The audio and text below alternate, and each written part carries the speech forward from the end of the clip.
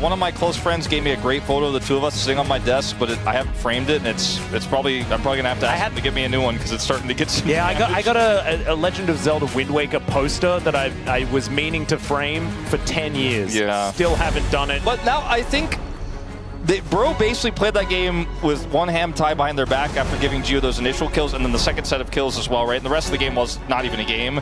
We can't even criticize it. The second set of kills was when they tied the other hand behind them. Yeah, exactly. And then they had no hands. So I do think that this series still has legs. I think Bro will not make those choices again, and we won't be playing with S-tier picks on both sides here, since all of those are fearlessly banned now. So if you're a Bro fan, especially with your backs against the wall here, potentially your last game that you'll play until April. If you lose it, I think there's still hope. I think they absolutely can bring us to 3. I think this series is going to be volatile. That game 1 was a great example of how that volatility can steamroll a sub-25-minute game. Yep, and we do have first pick over to DRX once again. This time, though, they will be on our blue side as they ban away the cannon. That's an interesting choice here. It's kind of Rich is this like first pick Renekton territory? Not, that would be crazy. Telegraphing that they probably want to do something like that, right? Yeah. I do find it surprising that Bro went for second pick and counter pick, considering that they just kind of messed up how they used that last game and ended up with the Rise pick there at the end. Oh god, it is Renekton first pick.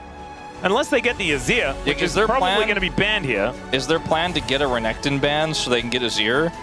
I mean, maybe.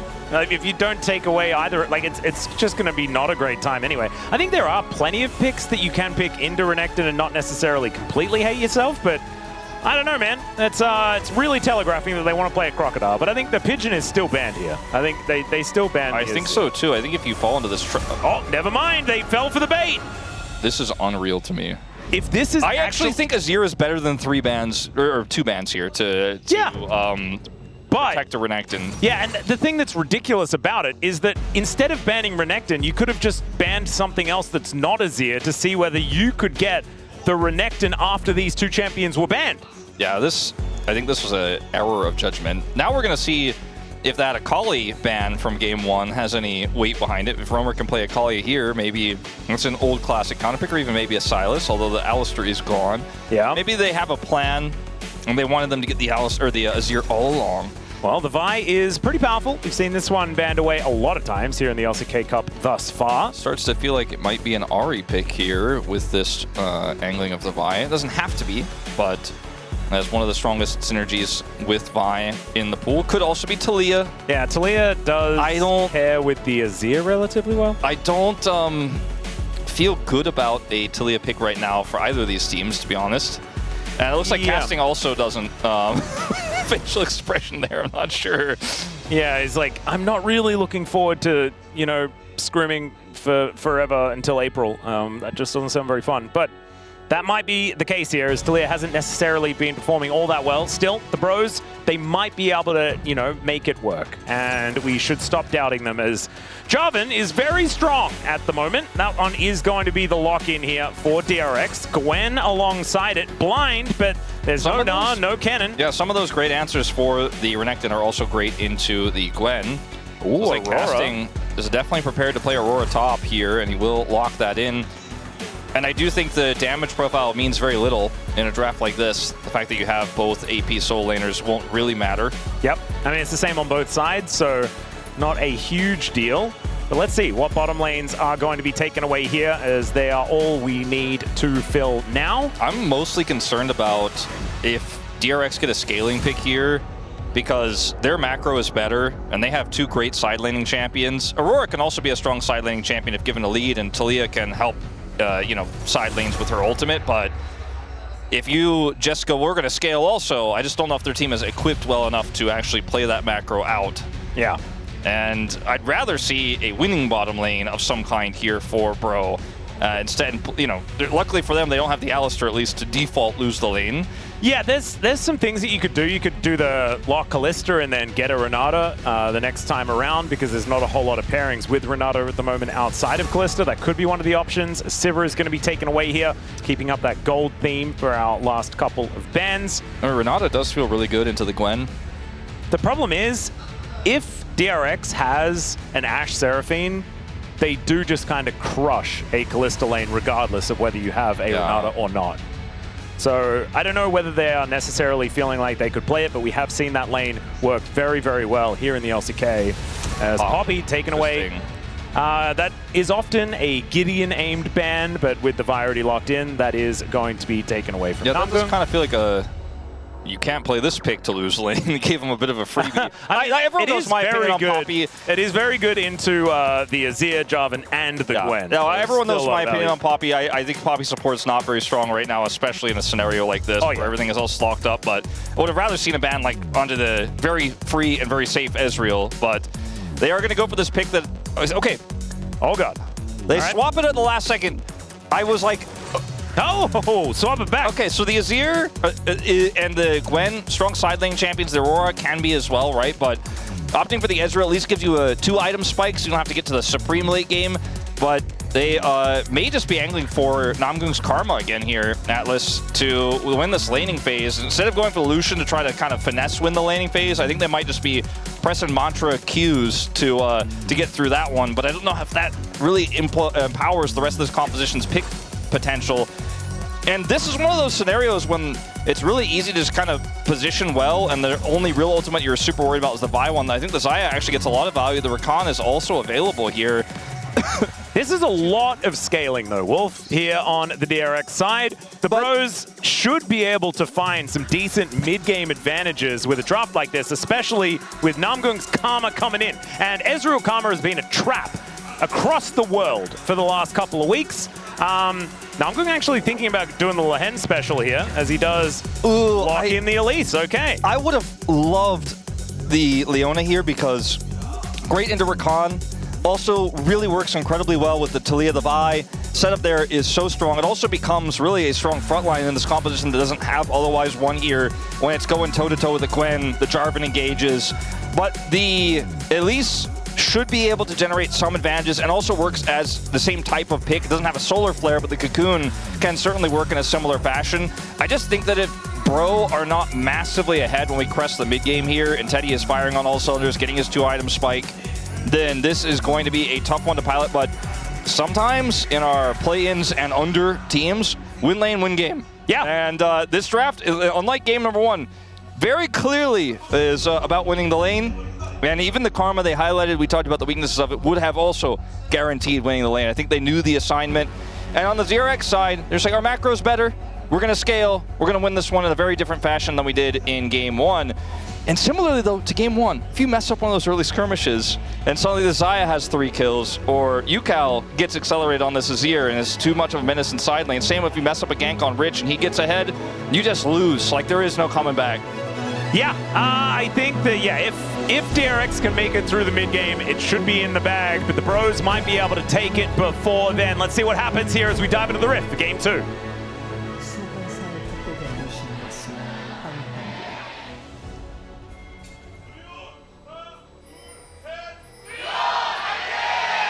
Oh, Bro fans in full voice here, as it could be their last time on Summoner's Rift here for the LCK Cup.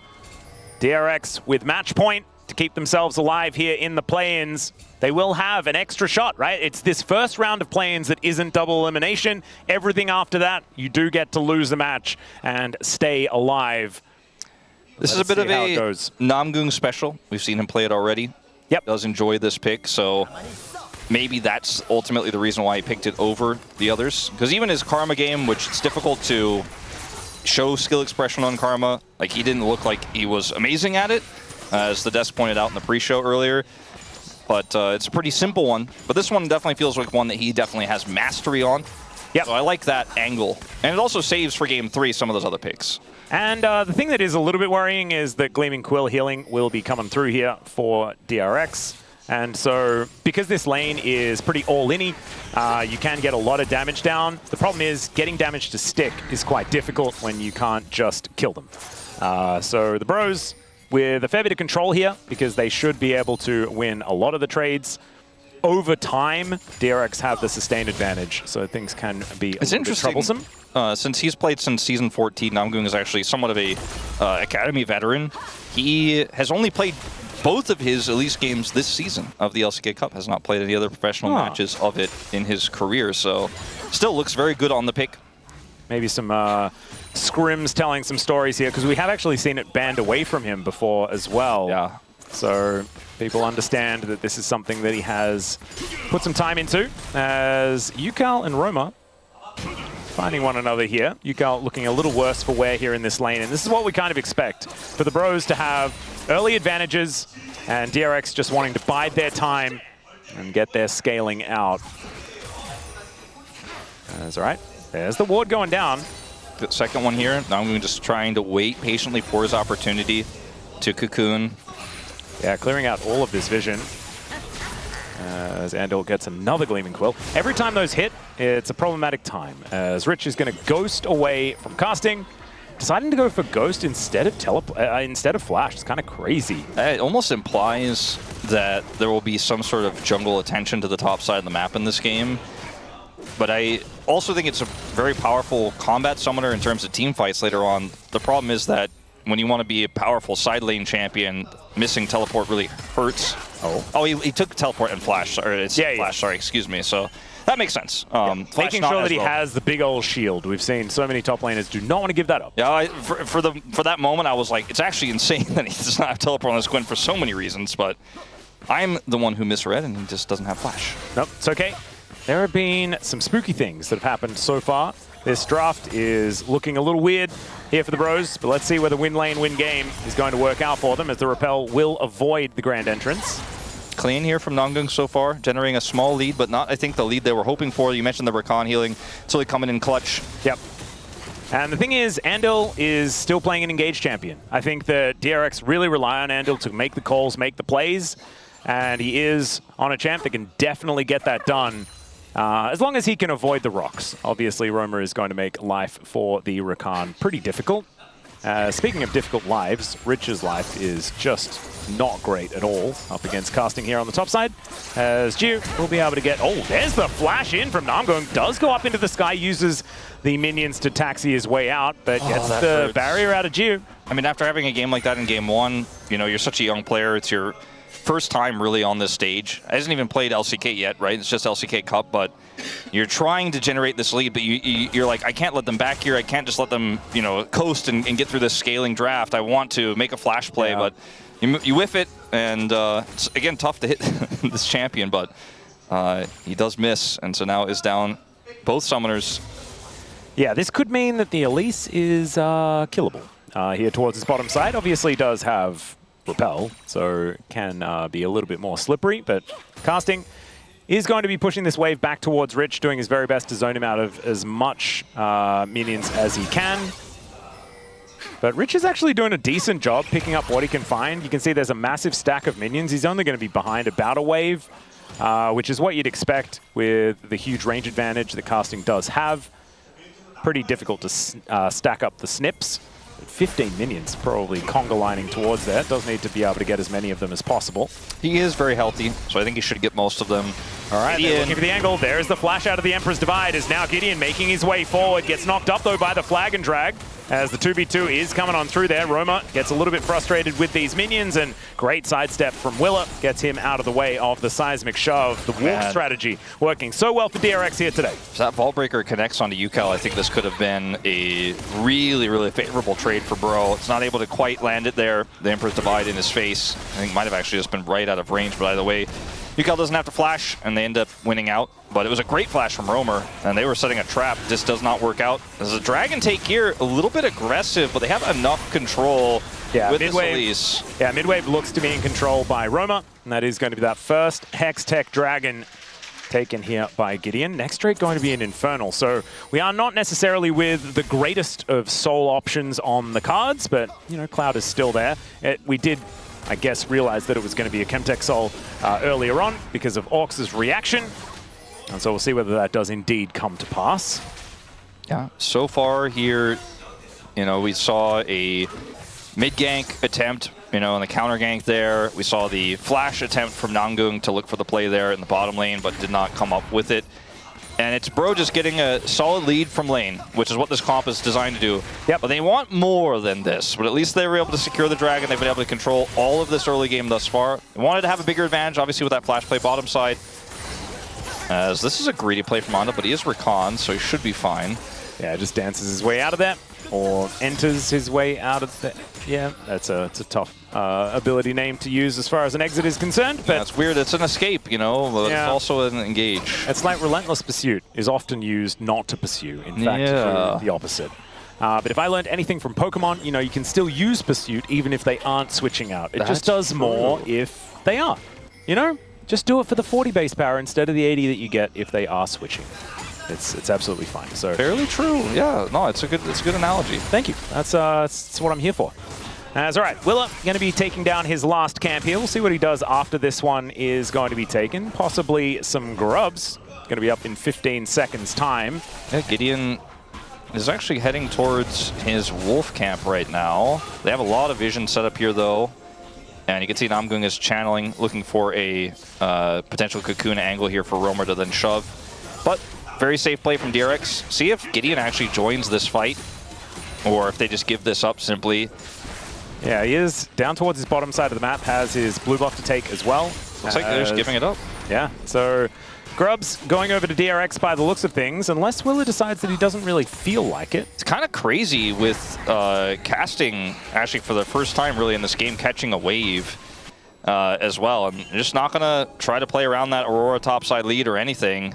Yeah. Let it go. Ooh, Andal doesn't spot Namgung in this area, but they do have vision.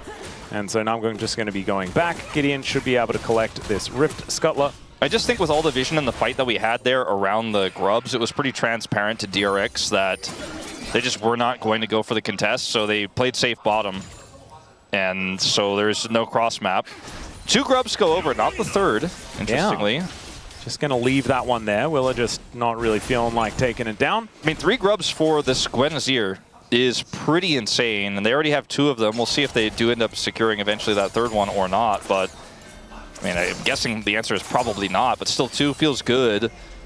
What they need on the side of Bro is to get as many Drakes as they possibly can, or just kill Jiu here, who decides that he doesn't need to Feather Storm, and he didn't. True Shot Barrage would have almost killed him.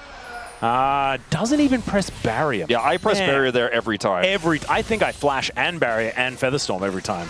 But Jiu instead presses none of those buttons and does look to just go home. Didn't even have boots. It's just super calculated. He does theoretically stick around because he has all of those buttons still. He can actually hang out underneath this turret without worrying too much. Pulls back the feathers here, as it should be a plate going over to Teddy. Not quite. A little bit unfortunate. We do head towards his top side just to see Rich securing a cannon. Beautifully done. Yeah, no, last time I talked about the Rumble 400 gold advantage. It's almost the same thing here. Really unfavorable matchup for Rich. But, and I said like, oh, the Rumble can't really solo kill, doesn't necessarily matter. The Aurora kind of can. And even with a small advantage like this, you have to be very careful. And this lead can balloon a little bit. Oh, yeah. And we saw from Keen last week that Aurora can really get things done in the team fights, hitting his first pentakill of his career. See whether casting can channel some of that. As Rich dashing towards him does have the mist there to stay a bit immune. And when you are an Electrocute Aurora, you just kind of press buttons towards the enemy and naturally win. And unfortunately, Gwen is melee, cannot touch the Aurora, and does not want to ghost towards her either. As you can see here, just kind of bullying him, as looks like Willer will finally get that third grub, in fact. So maybe Rich isn't touching the turret now, but he will later. As this bottom side is really where Bro have played around. They end up getting the first dragon. They're going to grab 2 here. But I do think DRX are kind of like, we're scaling. And then they're right. Yeah, speaking of right, actually went left. I guess based on where he was going, though, he went to his right. No, well, DRX was like, he's right, and so I'm going to go left. Right, there you go. And now we just see this dragon getting taken for free here, but see what soul we get. The 2 individual Drakes themselves are powerful, as we are even going to see a TP from Yukao with that item completion. It's too slow, though. And it is Chemtech Soul. We knew it. Thanks, Ox. Can we get him on camera? Yeah, maybe can we do a pip of Ox right now on the couch? I'm sure he's or just watching. a not Ox pip of him just not being there, because that's probably what's happened. As Rich, with some needlework, does throw that one out, and yeah, see? No Ox. Doesn't pay attention. That's why we get the Chemtech Soul Susja in chat, please. We already knew. Yeah. It's normally... He's not beating the allegations. Yeah, this is the thing. Normally, if we say it ahead of time, we're like, this is the time for a Chemtech Soul, it's going to be problematic. He gets it together, but this time not the case. Surely it won't be a Chemtech Soul in Game 3. No, that's impossible. Right now, Bro have a lead, but this gold lead is kind of fake. Yeah, we've pointed it out already, that DRX's comp in the late game, like the front-to-back team fighting is just kind of absurd. The ability to get value out of the Rakan is something that, you know, Roma will be able to control to a certain extent, but I do think that the quickness will be able to get some kills because there's not a whole lot of tankiness here on the Bros. And I also just don't think we've even seen a single Cocoon land this game, and the Elise gets tougher and tougher to play as this game goes on. Wow. Not playing into a strong engage support or anything like that, so it's not like if he loses map control, he's just going to be fodder like Elise often is, but he'll still kind of be fodder. Yeah. He runs into Jarvan, he's not going to like it. Well, he's going to get engaged on here and almost, yeah, he just dies. Everybody is First fodder, blood yeah, goes over to G. Sorry, well, I'm going to caster curses work on anybody, okay? Can you believe that Chronically used to say that caster curses weren't real? Yeah, I mean, after we've got so much proof. I mean, literally the Chemtech, so I don't... Yeah, look. I was like him once. You know, I was like, this is BS, this isn't real, there's no way. But I cast 2 years of LCK and I was like, you know what? Yeah. I'm a believer. I'm also a born-again cursor. All right, there's a seismic shove onto Willow. Works out quite nicely, but into the backline goes Yukal. They will be able to take down the Jarvan first as Mega Cone to get Roma to the enemy side of things. Flash out from Yukal, and he just zaps him with his little staff to take down his opposite number. A 1-for-1 in the jungle, but the Bros are at least on the board. Yeah, it could have gone worse. Yeah. Could have gone better for Romer, but... There's another grand entrance connecting on to Namgung, but man, he's so squishy. It's kind of terrifying. Yeah, he does boom damage. He does a little electrocution, but he does not have a lot of health or defensive itemization in him at all with the Hextech Alternator. Yeah, there's a ward here, which is why Namgung was going over to check for that, but he just dies. Forgot how how squishy he is, let's say, in this case, not tanky. Even though Willer ends up getting hit by the rocks here, it's a decent little setup. Gideon takes him out though, and then Romer blast cones himself to the wrong side here, unfortunately, but there wasn't really a good angle to go for, so it ends up being a trade. Yeah, gets a flash out of Yukal, so that is certainly good news. And Casting making his way down, getting himself an assist. He's got his Blackfire Torch. I think that this Aurora is going to be a huge part of the win condition here for the Bros. So good to see that Casting is off to a great start. What DRX need to do in this game in order to really solidify their position and get to the scaling part of the game, and everybody's building Zeke's now, Ando's building it again on this Rakan. Yep. It's not that crazy on Rakan, but still, I mean, this item is just in every game. It's gone in and out of these Rakan builds a whole lot over time. Yeah. I used to love building it, even when it was a very different item. I don't think anything's going to eventually here, but what I wanted to say before I just noticed that Zeke's was that looks like Yukal's going to be fine. I want to make this point about how I think they have to force Casting's TP somehow so that Rich can get some alone time. Yeah. Know, that's really what they need to do, and now Rich doesn't have TP himself. So if they can force Casting's TP in any way, and Rich gets some time with these turrets with 3 grubs, that's how this Gwen is going to get online. I mean, he does have his Riftmaker done now. I think at 2 items, Rich, every time Ghost is up, just runs at Casting, and Casting will not be able to do too much about it. So that might be an angle here. I think it's mainly the early game that the Aurora is really going to be feeling great, as Roma throws rocks at Andal, and Andal has Celestial opposition, so he's fine. And Jiu is just slowly but surely building an advantage. Teddy does really like the Ezreal, always has throughout his entire career, but we know that this Xayah will be doing a whole lot of work come later in the game, and this is one of the picks that Jiu really flourished on Nongxin especially. As Casting now just going to get ran at with scissors. We know that that's dangerous as the snips stack up and do cut him down a bit there. It did not use his ultimate. Yukal shoved. Yeah, nice shove. But looks like we're not going to be finding too much of a dive opportunity here with the wave clear of the Azir. Not very well coordinated with how that was set up either. I mean, they had both Gideon and Namgung there, and the shove was way too early. We are going to see a potential Drake take here. Weaver's Wall can be utilized to cut this team in half. Team fight, question mark? Maybe. Maybe not. Teleport is available for Casting, not for Rich, so not exactly a fight the DRX want to take as Willer's down to 50% already.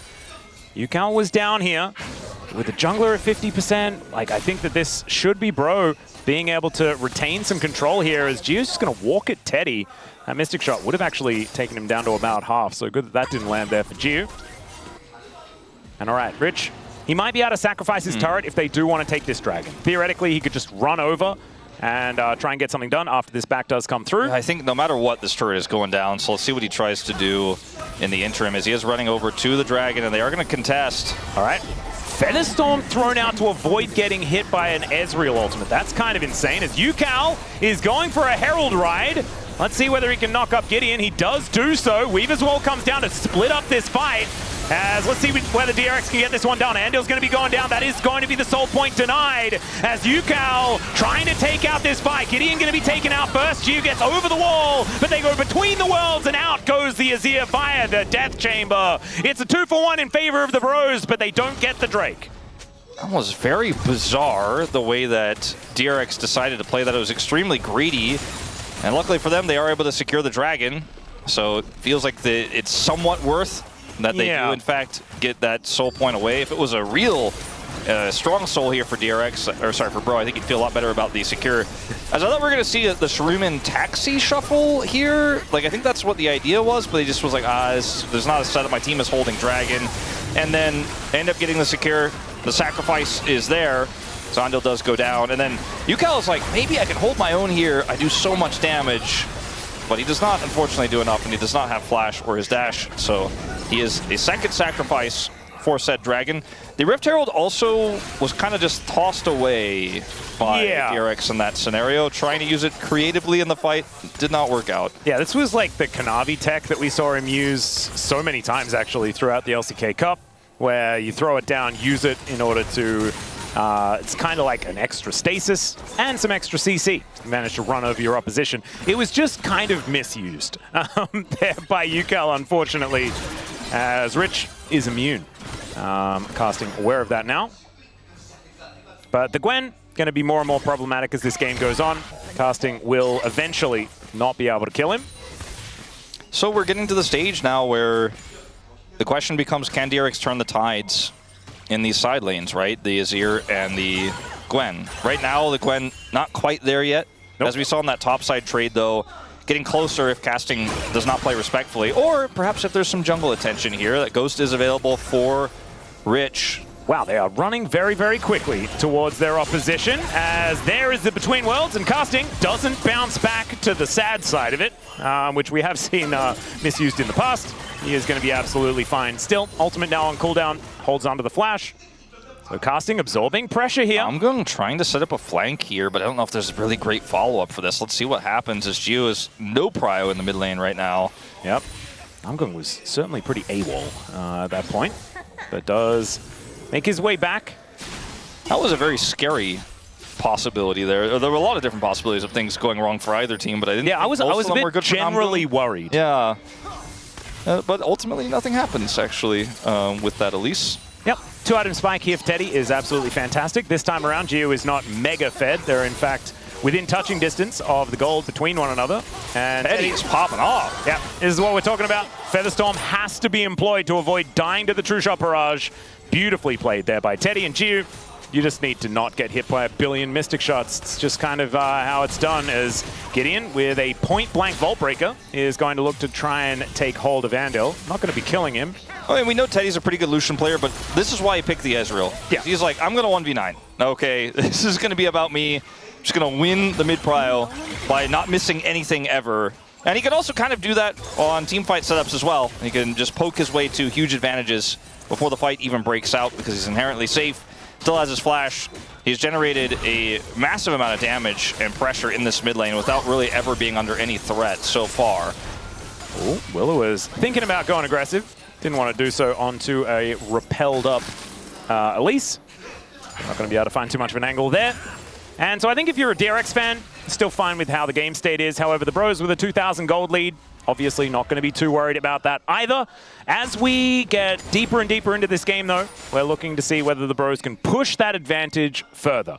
Not as much brewing. Yeah. They should be trying to avoid the brewing where they can. And this is really the kind of game I expected all three of our games to look like, right? In game one, we had the incidents that happened where with the Yunara. Yeah. And the Hawaiian music and stuff like that happened. Casting is 2 levels ahead, man. He is pretty big. Like, this is what the game one could have looked like if there weren't incidents, right? Like, imagine if Gio had 5 kills in this game. We'd be like, well, I guess this one's just over. It's a 2-0. But now DRX are tested in a different way because there's scaling side laners aren't online yet, and they still need to continue to apply pressure on Dragon, which is why that one Dragon secure might have been worth in the end, even though they gave over kills, because now they have some extra time. Oh, Gideon doesn't find the Vault Breaker, but there's the Weaver's Wall. Willa will be able to get away from that. Does have to use the flash, though, in order to avoid it, as now we've got the quickness coming in. They want to take down Gideon, but he flashes away. Grand Entrance is fantastic. The knock-up with the Flag and Dragon. DRX's team fighting looking so good. UCal eats all of the rocks, though, and now Casting makes his way forward, trying to do his best Keen impression, but he gets knocked up by the Grand Entrance. DRX are limping in this fight as the Feather Storm tries to keep Gio alive, and there is the Feather recall. Teddy tries to go ballistic, and he does so. Picks up the double True Shot barrage. Doesn't take down Rich as he manages to be immune, and Teddy just Mystic Shots the Jarvan instead of dying in the fight. And DRX, I mean, any of these Qs they connect, Teddy could get a pentakill. He decides not to push his luck, but he may have just saved the game for the bros. Yeah, I think he may have made UCal jump out of his chair a little bit with that last Q, stopped his recall when they wasn't in range. You just never know when that Q goes over the wall.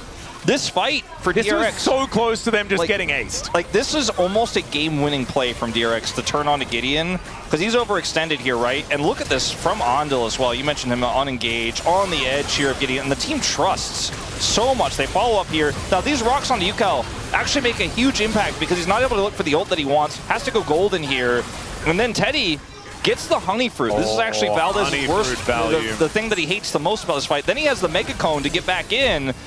And I think the way he plays is incredible, but I have a bone to pick with this Jarvan re-engage here. Don't go back into the queue. Yeah. He's aiming for the Azir as well. You know? Maybe just expected him not to have... I know, that's not going to be anything. Just, unfortunately, Teddy... So Teddy 1v9, you know, we said he does that on Ezreal. I mean, he's the Fountain Laser. Now. He is the Fountain Laser. And that is also going to be the bros securing the Drake off the back end of that play. And so they aren't down in kills, but up in dragons, up in gold. Feeling fantastic. 3 turrets to 1 as well. This is exactly the position you need to be. And this breaking open the map, making sure that this... I mean, it's largely a pick composition, right? Yeah. It works very, very well in single target pick. And the bros, the darker they can make this map, the better it is. Casting and Teddy really pulling up the damage here is way ahead of where Gio is in this game. I mean, Gio does now have his Infinity Edge, so he's still scary. This is the Teddy angle that we saw. If you were a DRX fan last year, you were like, well, at least we got Teddy. You know, it's always a win con. You know, whether it's on Kai'Sa, Ezreal, Xayah, this guy gets to late game, he does do a lot. His value is going to be high, even if his team is massively far behind. Now his team is ahead. Oh, Grand Entrance coming on forward. There's the repel as Gideon, gets charmed up. The quickness is so good here as Gideon's taken down. Roman's dead as well. The feather pullback is decent, but Will is going to get taken down. Namgung still alive and is able to take down Gio, and DRX overextend. The amount of damage there, especially from Teddy, just disgusting. Yeah, I mean, Rich finally is able to get some alone time with the turret. There you go. Just moments before UCal got the top turret, so that's some injection into the Soul Landers, who are both alive right now, but that's definitely not a W here for DRX in terms of the team fight. Right now, Bro controlling these skirmishes incredibly well, and you have vision control here in the river. You can play through the choke, and they hard commit. And Andal here, I mean, it's a great play from him, but I think that's really where the miscalculation comes through from DRX, because this is a fed Ezreal. Oh my God, Teddy, yeah. And Casting, he's also, you know, he's pretty big. I don't know if there was any way they were going to win that fight. I'm also not sure whether Gwen is going to be immune as... Oh, never mind. Perhaps Gwen is immune. Rich realizing that he just wants to try and go for the fight. Let's see what he can actually get done here as Casting is his target. Oh my God! It is so close, but Roma finds the shove. Almost 1v3. That's nutty here for Rich on this Gwen. And with 3 invested into the bottom lane, Gio has a lot of DPS and they've got an Azir. Still, Gideon is going to be here to try and make this a 50-50, but they are just taking away the vision. You can practice here, Joker in the coach box. Oh God, there is Andal. He stops the interruption, stops the denial, and there's the cease and desist. Speaking of stopping, that is Andal stopped as well. 3 Barons left on the map though as DRX, they make the cross map work, and the Mega Cone to safety. Oh, Valdez is seething today. As the Weaver's Wall comes down, Roma regrets his decision immediately and flashes away. And DRX, a bit of highway robbery here. I mean, any game is winnable. at this stage, you know, DRX end up losing Rich, but and it's also a negative Rebel Baron power play. I have to remember that the gold for the Baron is not as high as it used to be. But, I mean, this here is Rich drawing resources, right? And the rest of his team isn't in setup for the Baron just yet. And in fact, there's a moment you can see on the minimap, you're watching the Azir, where he was coming down to try to assist Rich here, and then the call is clearly made for the rest of the team, especially the control vision they have around Baron. They're like, let's just go Baron here. Rich can buy time. Rich also, as you point out, the play-by-play, almost gets a kill on top of it all. And that I feel like is one of the learning moments here. You could say you take away from Joker, right? Is they were able to make that decision. I'm not sure if DRX last year with that roster would have made that call macro-wise, but DRX make the right one here for sure. They're still pretty behind in this game. They're not in a great spot, but this buys them a second lease on life. It really does. And they've got so much standing gold on the map. This outer turret going to be the next one to be going down. And they should be able to get it with these Baroned up minions. Rich having a great time here towards his top side. Pretty upset that he didn't get the Baron because he would really like to make use of it.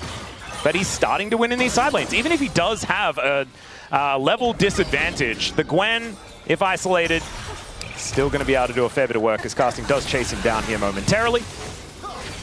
There is a Baroned up siege minion just getting some work done. Thankfully, Teddy is ridiculously strong, so the bros are able to take that one down.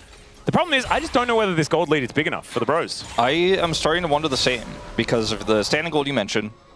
As mid turret is going to go down here very soon. And also the Gwen, even though she doesn't win quickly enough to really have side lane pressure, if they want to pinch her, they have to bring three people. And as we saw in that last fight, it's not necessarily enough, but that opens up other win cons, other cross maps. And now DRX, I mean, they just could take this dragon for free with all the pressure of the mid lane, and it looks like Bro are heading to a Baron that don't exist. Yeah, this is the thing. Oh, we can get the Baron. We'll trade. It's not there. That's obviously not what they were saying, but instead they're going to look to push top lane. I don't know. They just knew that they weren't able to actually walk in there. They didn't have enough control. The problem is that these neutral objectives just last 0 time. Yeah. Gwen, Xayah, Azir. So much DPS onto neutral objectives. It's just kind of crazy. Their PvE is out of control. A lot of vision here, and no reason, like literally no reason to go in. Andal, literally no reason. There's no Baron. He sidestepped the assumed cocoon. Nicely done. I guess if he got the Vi ult out, you feel okay. Andal is crazy today. I mean, Andal is just, like, this is game 2 as well. And Andal's performing very, very well. As, all right, casting is going to face check Rich. Not feeling too good about that one. As Rich will now just take down this control ward. Feel very good about himself. He's got the Dusk and Dawn build this game. He does a ton of damage. He is very, very threatening, as we saw. Mode, dude, look at this. I'm so immersed. I like it. All right, Andal getting some damage onto a ward. This red buff going to get stolen away here. As DRX thinking about going for a team fight. Cocoon going to connect max range onto Willow, but not too much more is going to come of that. And, like, the use by date that was stamped onto the bros. Sometimes, you know, if you see that you're at the time or like it's 1 day later, like the milk is probably still okay. You know, you could probably still drink it. Don't throw it out. It'll be a waste. But once you get to like 4 or 5 days afterwards, like that's going to be especially a bit weird. If it's like if it's a type of food that's not really dangerous. Yeah, but when like it's a cracker that's like 2 months late, you're like, well, I mean, it's a cracker. It can't hurt me. Yeah. I'd be a little bit more concerned. You have a canned food that's like going to last forever and it's past that expiration date. I'm like a little bit worried about that. You know, canned food does, you know, people say it lasts forever, but the expiration date might be like 10 years. You eat something that says it expires in 2026. You're like, oh, maybe this was made in like the year 2000. Oh, I should eat that. Yeah, that's the thing. But yeah, this comp is starting to run dry a little bit. This is like 2.5 days past and it's milk. Okay, let's just say that. And if it gets much further, like you're gonna have to throw it out. Look at his perfect KDA, by the way. Look at his build. There's been a lot of debate about Shojin's versus Endless Hunger, which item you get third. Teddy's like, listen, I just get both. I don't go double tier. That's lame. That's not for me. I 1v9. I'm about to be level 18 in this game. This game is all about me. And forget about expiration dates. I'm Teddy. I don't have one. My expiration date is infinity. Indeed. He's the veteran of the longest game ever. So we know that he is in for the long haul. As backing on a ward here is Gideon, casting. Oh, okay, so Gideon doesn't actually go back. I imagine Rich would have just ghosted at him if he had have seen the jungler go home. This is really tricky. This is kind of how you have to play sides, though, as Bro in this game now.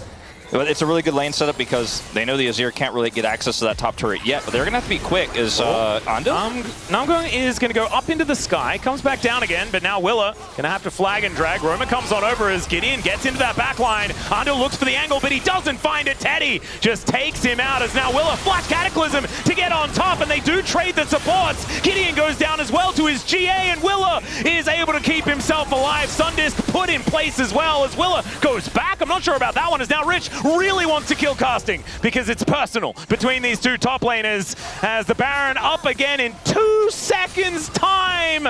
Oh god, this is not the time that the bros wanted to lose their jungler. Let's see how hungry Teddy is with this Endless Hunger. Does not hit Willer here quite critically. Look at how fast this Baron goes down though, man. It is kind of insane. The feathers are put together. I don't think this is going to be a steal as Willa did go down to his GA, but thankfully they had the recall of the feathers and Gio is able to lock that one down. So a second Baron here for DRX, and the bros, they're just running out of Urgs. Yeah. The Urgs just aren't there anymore. It is so fun to watch Teddy just be like, I think I get him to GA, like hold on, it's playable.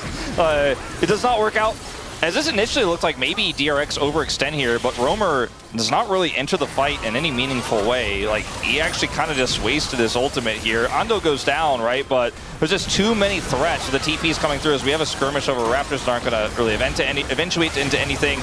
And then Bro just, unfortunately, Teddy can't do enough damage quickly enough in this setup here. Yeah, and Willa did have his GA, so like you were saying. All right, quickness gets into the backline there as Andal finds the knockup, and Teddy with the Arcane Shift avoids the Emperor's Divide. Willa is going to get taken down though, and now the needlework from Rich isn't finding enough value. Ucal's taken out, casting, starting to pop off. True Shot Barrage doing so much work as Teddy looking to take matters into his own hands as the Feather Storm comes in, and down goes Gio. The bros are just going to ace them. Teddy, man, look at his face too on the player cam. He knows. He's known it all along. He's known this whole game. He's the only one on Bro who hasn't died. And this man has a lot of gold in his pockets. He has a lot of items, and he has the high skill cap, Endless Hunger. And this man doesn't miss. The Fountain Laser brings us to 3. Oh my goodness. There is one man on the Rift today that definitely does not need 8 kills in a row to be legendary, but he has them anyway, as Teddy 806 onto this Ezreal is going to finish off the Nexus. And as it was written, we will go to the third game. He does, and I actually thought that Andal's angle there was really, really good, but just not enough to get on top of Teddy, who outdamages Gio by 11,000 here in this game. And 어딘가 그럼 그냥. 궁 돌았을 때 근데. 우리 개활지로 나가야 아무나부터. 빨았어. 아직 자. 야, 자, 너 뺄게. 뺄게. 그냥 붙여. 야, 빼면서 얘들아 빼면서. 맞아. 아직. 자야 높을 얘들아. 보자. 자야 높을. 가자. 자야 높을. 야, 천천히 죽자. 자야 높을. 미드. 야, 나 방금 뭐야 이거? 나 있자.